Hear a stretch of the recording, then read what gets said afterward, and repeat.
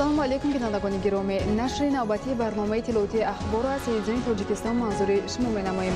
Дар студия бо шумо Маржуна Шарипова. дар мулоқоти асосгузори сулҳу ваҳдати миллӣ пешвои миллат президенти ҷумҳурии Тоҷикистон муҳтарам Эмомалӣ Раҳмон бо кормандони соҳаҳои молия, бонкдорӣ, андоз, гумрук ва сармаягузорӣ фаъолияти сохторҳои марбута таҳлилу баррасӣ гардида ба роҳбарон ва масъулони соҳаҳои дахлдор барои ҳарчи зудтар бартараф намудани камбудиҳои ҷой дошта, инчунин дарёфти роҳҳои ҳалли онҳо дастуру супоришҳои мушаххас дода шуданд. Нуриддини Қурбон ва Аҳлиддини Карим гузориш медиҳанд. таҳлили вазъи воқеии соҳаҳои молия, андоз, гумрук ва бонкдорию сармоягузории мамлакат дар мулоқоти асосгузори сулҳу ваҳдати миллии пешвои миллат президенти ҷумҳурии Тоҷикистон муҳтарам Эмомалӣ Раҳмон бо роҳбарият ва кормандони ин бахшҳои муҳими иқтисоди миллӣ собит намуд, ки мушкилоту камбудиҳои зиёд дар ин соҳаҳо мавҷуд мебошад. Новобаста аз оне ки таи 10 соли охир суръати миёнаи рушди иқтисодӣ дар сатҳи беш аз 7% тамин мегардад, вале сифати он бо таъкиди сарвари давлат муҳтарам Эмомалӣ Раҳмон қонеъкунанда нест. хусусан дар низоми бонкдории мамлакат дар давоми солҳои охир риоя нагардидани принсипҳои идоракунии корпоративӣ ва сатҳи пасти донишу таҷрибаи мутахассисони соҳаи бонкдорӣ ба коста гардидани эътимоди аҳолӣ нисбат ба низоми бонкӣ замина гузоштааст. бонкҳо аллакай бояд барномаи мушаххас кор кунанд, стратегияи мушаххаси фаъолияти худро ба роҳ монанд, то ки боварии муштариро ба худ баргардонанд.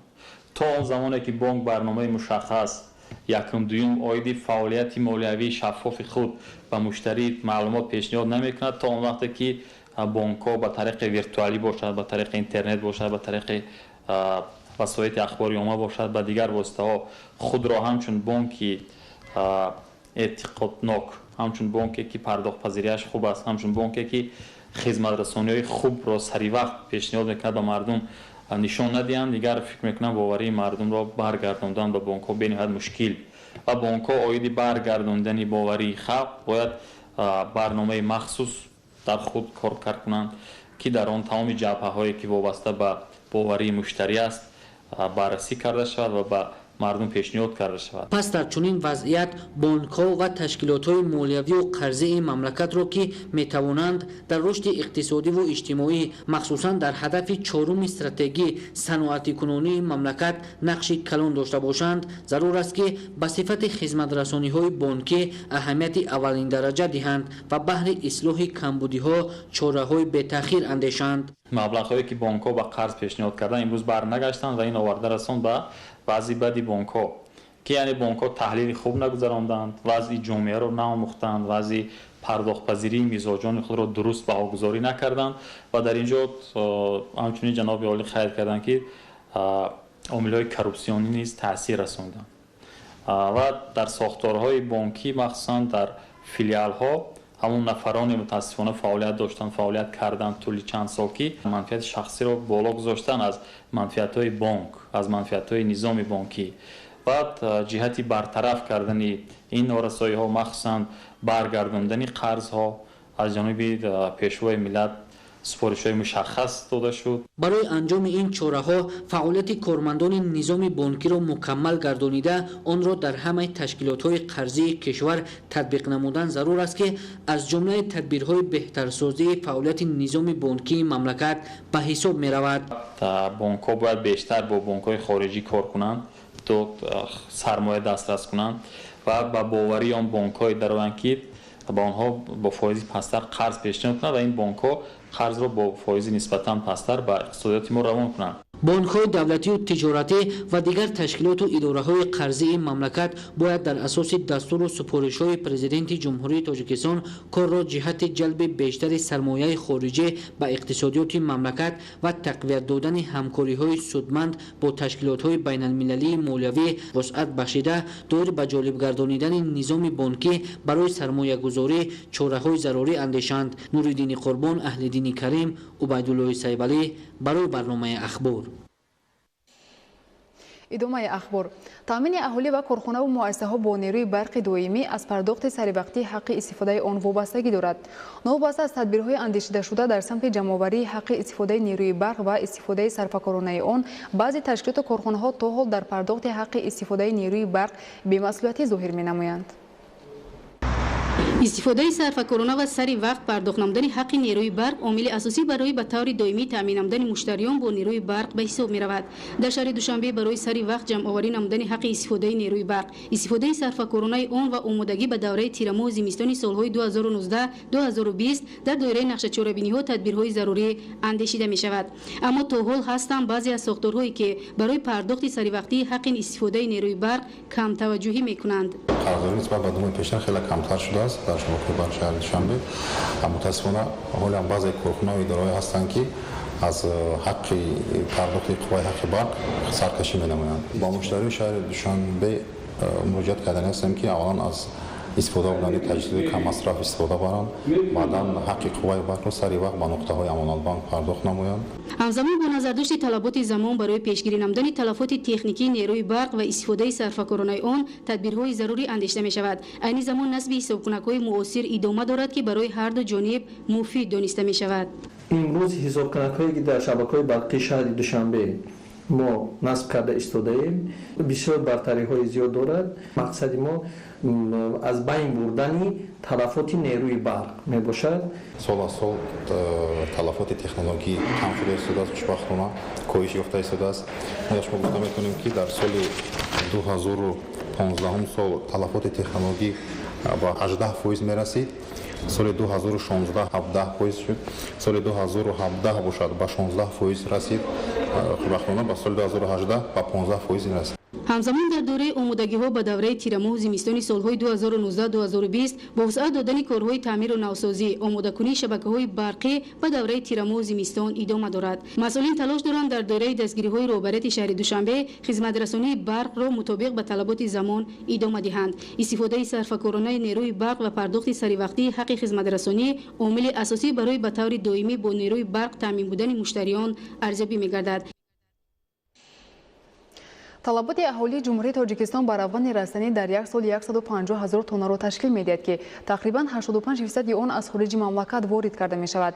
چرا امروز کارخانه‌های روغنبراری جمهوری با اقتدار امروزه نمی‌توانند طلبات اهالی را با این نمود محصولات تامین نمایند؟ شرح بیشتری موضوع در تهیه نوردینی قربان.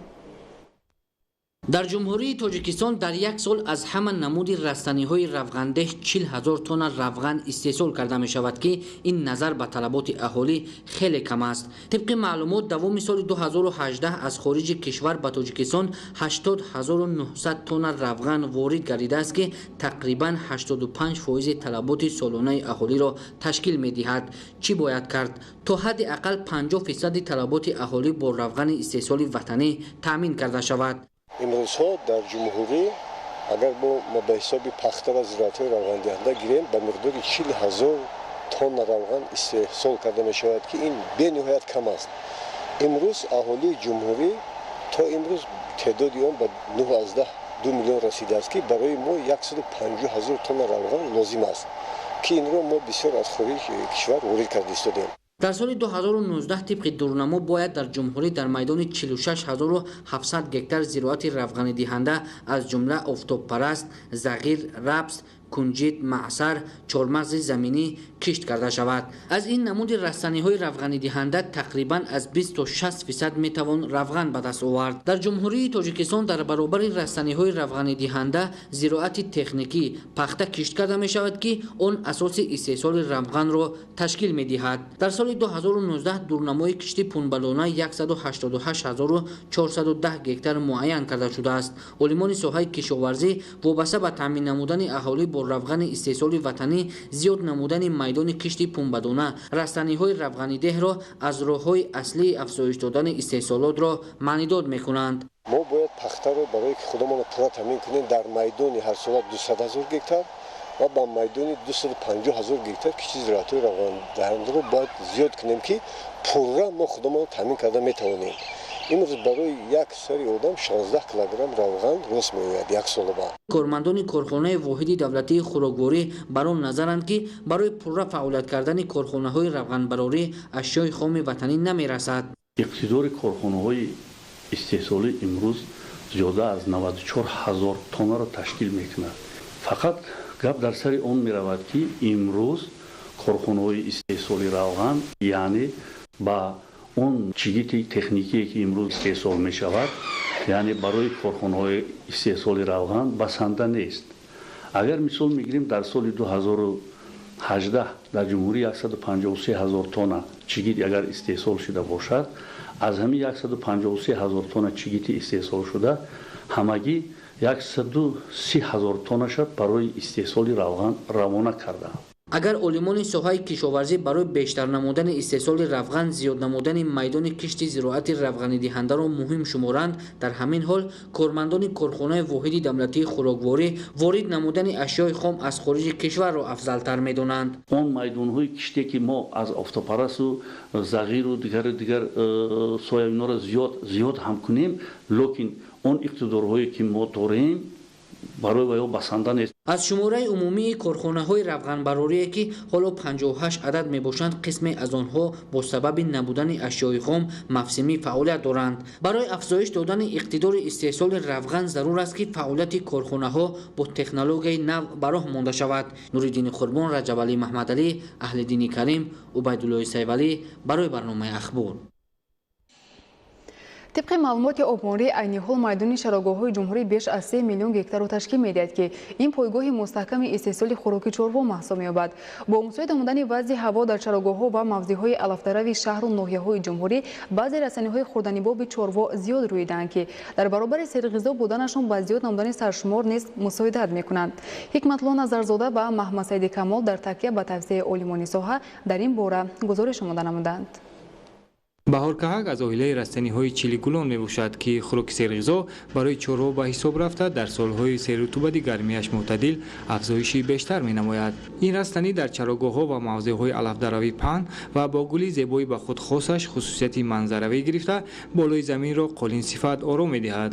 намнокии имсола хеле ва хеле мусоид омад ва нашънамои растаниҳои чарогоҳии мавзеи анами алафдарав خیلی خوب است. یک علف نادری که در اینجا رویده است و هم خیلی رزوناکی خوب دارد و چارو خیلی خوب استعمال میکند. این بهارکهک نام دارد که گلهای سرخکی خیلی و هم زیبا است. این لوبیاگی است. ضمن تحقیقات عالمان اینستیتوت چاروداری اکادمی علم‌های کشاورزی تاجیکستان در موضع آفتابرویی جماعت دهاتی لاله‌زاری ناحیه دنقره در برابر زیاد رویدن علف‌های طبیعی سرغذای یک ساله خوشه‌دارها، تک تک سولیگی‌ها، لوبیاگی‌ها، یونچقه یک ساله، بهارکهک و دیگر نامگوی علف‌ها وسیع پهن گشتند. با استفاده از شرایط مساعد و تکنیک و ماشین‌آلات کشاورزی در این موضع دروی خوراک چاروا ادامه دارد. عالمان ساحه مصلحت می‌دهند که در صورت ثمرناک استفاده بردن از چنین شرایط طبیعی امکان فراهم می‌گردد که ذخیره 2 ساله خوراک چاروا تامین کرده شود. امسال با سال با برار آمدنش ما می‌توانیم پرثمر کار کرده بین برای 2-3 سال علف طبیعی را ذخیره نماییم. از طرف غذاناک بودن همین ترکیب علف‌های چراگاه می‌گیم با چروای میده شاخدار و با چروای کم شاخدار خیلی معافیت بخش است. متخصصان میگویند در وقت ذخیره خوراک چاروا تکنولوژی نگهداری باید همه‌جانبه رعایت کرده شود. تا آخر ماه می اگر دراو کرده گرفته یعنی خوش کرده امروز اگر دراو کنید اگر روز دیگر باید یعنی همون پریس پدبارچ میگویند یعنی که برای که پریس کند و سم کند و برای ذخیره تیار کرده بندبست کرده برده در جاهای مخصوصی که هر یک منطقه برای خودش جدا کرده است در اونجا ذخیره کرده گرفته ماندن در کار است. لیکن اگر مهلتش گذرد صفت خود خاشاک هم غذاناکی آن پست می شود. استفاده تمام امکانات‌ها در سمت ذخیره خوراک امکان می‌دهد که سرشمار در فصل زمستان از تلفیابی حفظ کرده شده، ذات چاروا بهتر، سرشمار بیشتر و چراگاه‌ها از بیابانشوی امین نگاه داشته شوند. мавзӯи дигар, чакан як навъи ривоҷёфтаи гулдӯзии миллӣ дар матои пахтагӣ ва ё абришим аст. Тибқи сарчашмаҳо пайдоиши чакан ба ҳазораи дуюми пеш аз милод рост меояд. Номунаҳои онро бостоншиносон аз шаҳрҳои қадимаи тоҷикнишин пайдо карданд. Зулфия Раҳимзода оид ба таърих ва мақоми чакан гузориш медиҳад. чакан наве аз кашидадӯзии миллии тоҷикист ки дар кӯлоб ва ноҳияҳои наздики ин минтақа паҳн гардидааст. ҳунармандон болои шоҳии сафед, сурх, зард, сабз, сатини сурх ва сафедро бо риштаҳои рангин гулдӯзӣ менамуданд. дар ибтидо дар рӯи чӯб, устухон, маъдан, чарм, сангҳои қиматбаҳо ва зарфҳои филизӣ бо дифрашҳои махсус, нақшҳои гул, барг, офтоб, моҳтоб, ситора ва монанди ин офарида мешуд, ки он баъдтар чакан ном гирифт. истилоҳи чакан дар забонҳои славянӣ низ дучор меояд. масалан чиканка, чиканит маънои нақш партофтан дар болои филизот, чӯб ва ғайраро дорад, ки худ аз вожаи чакан пайдо шудааст. тибқи сарчашмаҳо пайдоиши чакан ба ҳазораи дуи пеш аз милод рост меояд. дар манхазҳои таърихӣ омадааст ки чакан таърихи беш аз 1800 сола дошта. намунаи онро бостоншиносон аз ноҳияи фархори вилояти хатлон ба даст оварданд. чакан яке аз куртаҳои қадимаи тоҷикон буда асрҳои аср аз байн то имрӯз нарафтааст. чакан дар аввал чун либоси шахсиятҳои доро маъруфият дошта, бо гузашти солҳо дар байни мардум паҳн гардидааст. олимон дар гулдӯзиҳо беш аз 700 намуди нақшу нигорро муайян намуданд. нақши себарга дар чакандӯзӣ мавқеи асосиро ишғол мекунад. бо чунин нақш шероза, поҷома ва остинро ороиш медиҳанд. санъати чакандӯзӣ бештар дар замони соҳибистиқлолии мамлакат ривоҷу равнақ дода шуда, ҳукумати ҷумҳурии Тоҷикистон барои аз нав эҳё кардани арзишҳои миллӣ, аз ҷумла либоси чакан таваҷҷӯҳи бевосита намуд. 29 ноябри соли 2018 бунёди маориф ва илму фарҳанги созмони милали муттаҳид ЮНЕСКО чаканро ба феҳристи мероси фарҳангии ғайримоддии башарият шомил намуд. инак имрӯз чакан дар ҳама чорабиниҳои сатҳи ҷумҳуриявӣ ва байналмилалӣ, фестивал озмунҳои Андалеб, чакомаи Гесу, Сапеда, чакан, намоиши байналмилалии муд, диёри ҳузн, ҷашни байналмилалии Наврӯз, меҳргон, рӯзҳои истиқлолияти давлатӣ, ваҳдати миллӣ, шашмақом, фалак манзури тамошобинони ватанӣ ва хориҷӣ мегардад. аз он ки дар нақшофарии чакан рамзҳои баҳорӣ истифода мешаванд, фикри мутахассисон низ амин аст ки мардуми тоҷик чаканро маҳз дар айёми баҳорӣ аз қадим ба бар мекарданд, ки то имрӯз ин анъана идома дорад. ҳамчунин дар чорабиниҳои фарҳангие ки дар хориҷи кишвар гузаронида мешаванд, чакан тарғибу ташвиқ карда мешавад. имрӯз тароҳони замони истиқлол аз кӯҳнаколои модаркалонҳо арзишҳои миллиро ҷустуҷӯ карда ба он навгонӣ ворид менамоянд ва маҳсули эҷоди худро тавассути нақшу нигорҳои дилрабои чакан пешниҳод месозанд. моҳи июли соли 2007 ширкати чакани кӯлоб дар сеюмин ярмаркаи байналмилалӣ дар вилояти мухтори Синзян уйғури Хитой либоси чаканро муаррифӣ намуд. моҳи майи соли 2009 дар шаҳри Вашингтони Иёлоти Муттаҳидаи Амрико бо дастгирии сафорати Тоҷикистон ва тоҷикони муқимии он гӯшаи намоиши либосҳои тоҷикӣ Атлас ва чакан баргузор шуд. аз 11 то 14 октябри соли 2018 дар шаҳри Душанбе фестивали байналмилалии чакан, моҳи майи соли 2019 фестивали ҷумҳуриявии 100 ранги чакан доир карда шуд. бахшида ба солҳои рушди деҳот, сайёҳӣ ва ҳунарҳои мардумӣ 2019-2021, моҳи апрели соли 2019 фестивали ҷумҳуриявии чакандӯзӣ Зиннати чакан эълон карда шуд. ҳамаи ин тадбирҳо барои эҳё, нигоҳдошт ва ҳифзи либосу арзишҳои миллӣ заминаи воқеӣ мегузорад. дар боғи фарҳангии фароғатӣ ба номи Исмоили Сомонии шаҳраки обигарми шаҳри Роғун фестивали сайри гули лола баргузор гардид. дар ин фестивал иштирокчиён аз рӯи 5 шаҳр иштирок намуда ғолибон қадрдонӣ карда шуданд.